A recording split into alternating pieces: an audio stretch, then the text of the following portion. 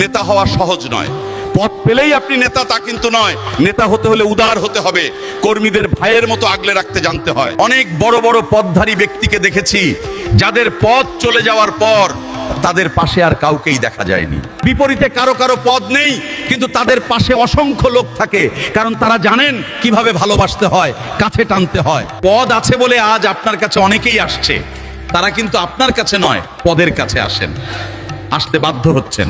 কাল যখন এই পদ থাকবে না, তখন কিন্তু এরা আপনার দিকে ফিরেও তাকাবে না, কারণ আপনি পদ পেয়ে মুইকি হনুরে হয়ে গিয়েছিলেন। সুতরাং পদের বড়াই না করে কর্মীদের মূল্যায়ন করতে শিখুন, ভালোবাসতে শিখুন। তাদের সঙ্গে অহংকার দেখাবেন না, ভালোবাসা দিয়ে সম্মান সঞ্চয় করুন। মনে রাখবেন, নেতা হতে হলে উদার হতে হবে, আকাশের মতো বিশাল মন নিয়ে চলতে হবে, একজনকে দুজন বানানো শিখতে হবে। আপনারা কি করছেন?